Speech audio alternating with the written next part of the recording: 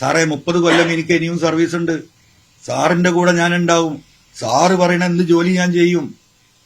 ദയവായി എന്നെ ഉപദ്രവിക്കരുത്. ആ മരക്കേസ് മരം പോയ നിങ്ങൾ കൊടുത്ത പരാതി ദയവായി ഒന്ന് പിൻവലിക്കണം. അല്ലേ?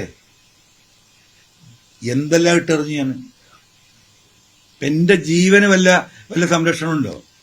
ഞാൻ സർവശക്തനായ ദൈവത്തില് എന്താ പറയാ അർപ്പിച്ച് നടക്കുന്നവരായതുകൊണ്ടാണ് ഞാൻ ഈ ഭൂമി കൂടെ എപ്പോഴും നടക്കുന്നത്. 4 ഗവൺമെന്റ്മാരുണ്ടായിരുന്നു, പിൻവലിച്ചില്ലേ? വീടിന് സംരക്ഷണം ഉണ്ടായിരുന്നു, പിൻവലിച്ചില്ലേ? എന്തെല്ലാം ഞാൻ നേരിടുന്നുണ്ട്. 3-4 സ്റ്റാഫിന് സർക്കാർ ശമ്പളം കൊടുക്കുന്നുണ്ടായിരുന്നു. എല്ലാം പോയില്ലേ? എന്തിനേറെ പറയുന്ന എന്റെ പാർക്ക് വിഷയം നിങ്ങൾക്കറിയാം. അത് 5-6 കൊല്ലം കേസ് കൂടി സുപ്രീം കോടതി നടക്കം കേസ് കൂടി ജിയോളജിക്കൽ സർവേ ഓഫ് ഇന്ത്യ, ഇന്ത്യയിലെ ഏറ്റവും വലിയ അതോറിറ്റിയാണ് ഭൂമി സംബന്ധമായി പറയേണ്ടത്.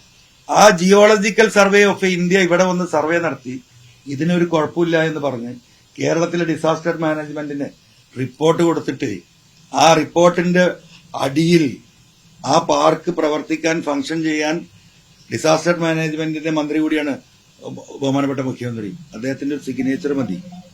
ആ ഫയൽ മേശപ്പുറത്ത് കിടക്കുമ്പോഴാ ഈ പ്രശ്നങ്ങൾ ഉണ്ടാക്കണം. എനിക്കെന്താ 4 ദിവസം മാറിക്കൂടെയിരുന്നു?